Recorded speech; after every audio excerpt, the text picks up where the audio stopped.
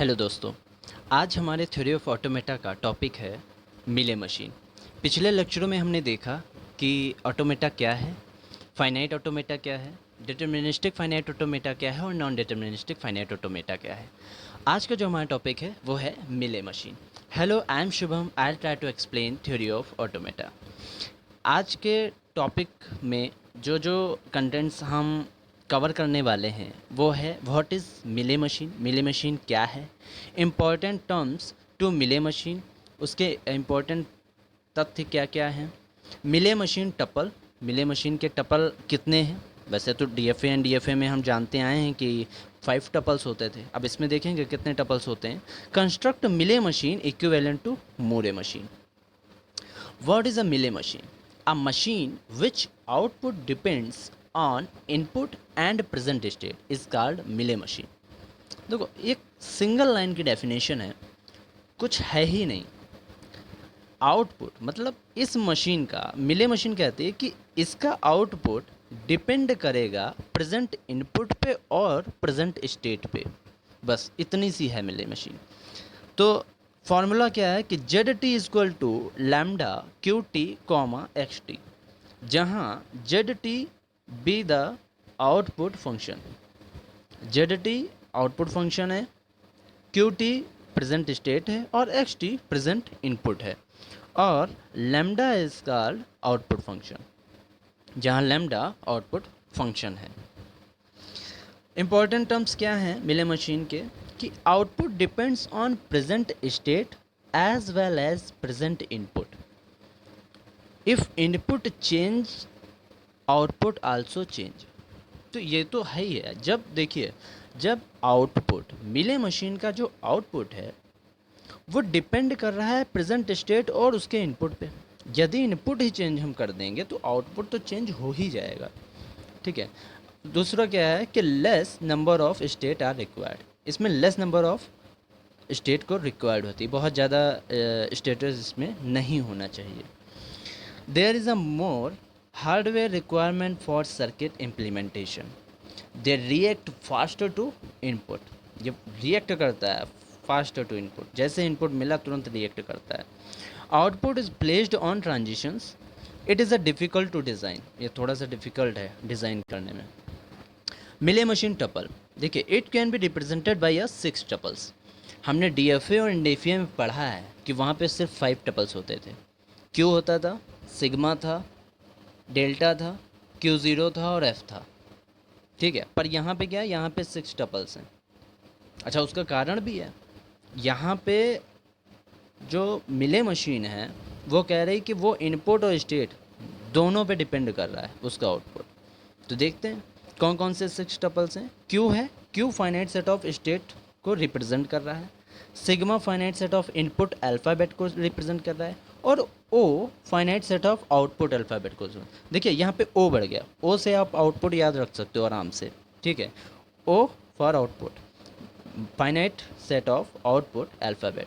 ठीक है। Delta is the input transition function where, जहाँ delta Q multiply sigma into q. X the output transition function where q multiply sigma o. Q is a initial state from where any input is processed. Small q belong capital Q. तो question क्या है हमारे पास, consider a Moore machine given transition table. ये transition table हमको दिया है जहाँ पे 4 स्टेट दी हैं। इनिशियल स्टेट Q0 है हमारे पास, और इनपुट ए इक्वल टू 0 दिया है और 1 दिया है। ठीक, आउटपुट को हम लैम्डा से रिप्रेजेंट करते हैं। तो और क्या कह रहा है ये कि construct Mealy machine equivalent to Moore machine. ठीक है, सॉल्यूशन देखते हैं कि the table for Mealy machine. अब हमको यहाँ पे क्या करना है, एक मिले मशीन के लिए एक नया टेबल क्रिएट करना है। तो नया टेबल कैसे क्रिएट करेंगे, 4 स्टेट है हमारे पास, Q0, Q1, Q2, Q3। इसको भी आप ऐसे एज इट इज़ लिख लीजिए। ठीक है, अब क्या करना है कि a इक्वल टू 0, समझते हैं। यहाँ पे जो हमको दिया था ये a इक्वल टू 0, तो हमने यहाँ पे भी a इक्वल टू 0 लिख लिया आराम से, और ये हमें इक्वल टू 1 लिखा था तो हमने यहाँ पे a इक्वल टू 1 लिख लिया। बस ठीक है, इतना बना दो एज इट इज़, जैसे बना था वैसे ही हमने बना दिया। अब हमें क्या करना है कि जो आउटपुट यहाँ पे एक अलग, मतलब दोनों का आउटपुट एक साथ कैसा लग रहा है कि दिया है। अब यहाँ पे क्या करना है, हमें 0 इनपुट के लिए आउटपुट अलग रख देना है, ठीक है, और 1 इनपुट के लिए हमें आउटपुट अलग कर देना है। तो कैसे निकलेगा, अब आउटपुट हम कैसे निकालेंगे, और ये कैसे हमने ये 0 1 0 0 निकाला और यहाँ पे 1 0 0 0 निकाला। तो चलिए आइए देखते हैं कैसे निकला है ये। तो देखिए, जब हमने Q0 पे इनपुट 0 दिया, ठीक है, तो क्या आ रहा था यहाँ पे, Q3 आ रहा था, और Q3 स्टेट पे आउटपुट क्या है, 0 है, 0 लिख देंगे। नहीं समझे, फिर से समझिए। जब Q0 स्टेट को हमने इनपुट 1 दिया, क्या आया, Q1 आया, Q1 आया था यहाँ पे। अब Q1 स्टेट पे आउटपुट क्या दिया है, 1 दिया है, हमने 1 लिख दिया, समझे। फिर क्या करते हैं, Q1 पे चलते हैं कि Q1 पे जब हमने इनपुट 0 दिया तो मिला Q1, और Q1 पे हमें आउटपुट क्या मिल रहा है, 1, तो यहाँ 1 रख दिया, ठीक है। और Q1 पे जब हमने इनपुट 1 दिया तो हमें मिल रहा था Q2, और Q2 पे आउटपुट क्या है, 0 है, आउटपुट 0 है, 0 लिख दिया। फिर Q2 को जब हमने इनपुट 0 दिया तो आया Q2, और Q2 का अभी हमने देखा था आउटपुट क्या था, 0, 0 लिख दिया। फिर देखते हैं Q2 को जब हमने इनपुट 1 दिया तो स्टेट कौन सी आ रही है, Q3, और Q3 पे इन आउटपुट क्या मिल रहा है, 0, 0 लिख दिया। फिर Q3 स्टेट पे हमने जब इनपुट 0 दिया तो वह Q3 स्टेट पे पहुंच रहा है, Q3 स्टेट पे पहुंच रहा है, और आउटपुट Q3 स्टेट पे हमें क्या मिल रहा था, 0, 0 लिख दिया। फिर Q3 स्टेट को जब हमने इनपुट 1 दिया तो वह Q0 स्टेट पे पहुंचा, और Q0 स्टेट पे हमें इनपुट क्या आउटपुट क्या मिल रहा था, Q0 स्टेट पे, इस स्टेट पे हमें आउटपुट 0 मिल रहा था, 0 लिख दिया। तो प्रेजेंट स्टेट पे जब हम इनपुट 0 दे रहे हैं तो हमें Q3 स्टेट मिल रहा है, और Q3 स्टेट पे हमने आउटपुट देखा कि 0 आ रहा है, तो वो 0 यहाँ पे लिख दिया। फिर जब हमने इनिशियल स्टेट Q0 को इनपुट 1 दिया तो Q1 मिला, तो Q1 पे हमें क्या मिल रहा था, Q1 पे हमारा जो आउटपुट था वो 1 था, 1 लिख दिया। इसी तरह जब हमने Q1 स्टेट को इनपुट 0 दिया तो हमें मिला Q1, और Q1 पे हमें मिल रहा था 1, तो हमने 1 लिख दिया।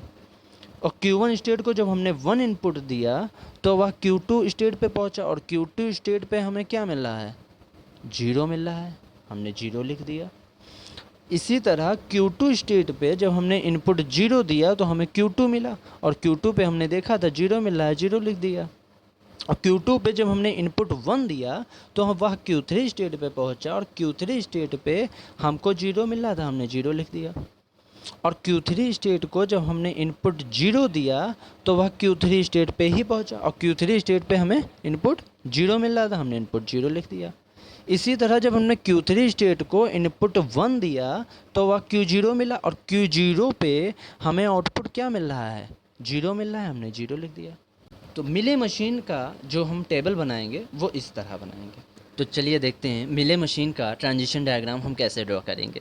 ट्रांजिशन डायग्राम हम वही पुरानी टेक्निक है जो हम DFA और NDFA में यूज़ करते हुए आए हैं।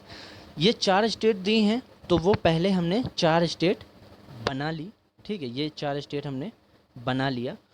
उसके बाद फिर हम देखते हैं, बस वहाँ पे हम क्या कर रहे थे, सिर्फ इनपुट को ही लिखते थे, पर यहाँ पे हम क्या कर रहे हैं कि यदि हमने Q0 को 1 इनपुट दिया है तो 1 इनपुट देने पे जो हमें आउटपुट मिला है वो आउटपुट भी इसमें साथ में लिख देते हैं। जैसे यहाँ पे आप देख रहे होगे ये आउटपुट हमने साथ में लिख दिया, ठीक है, तो बस वही करना है। तो Q0 पे जब हमने इनपुट 0 दिया तो हमें Q3 स्टेट मिली और साथ में इन आउटपुट 0 मिला।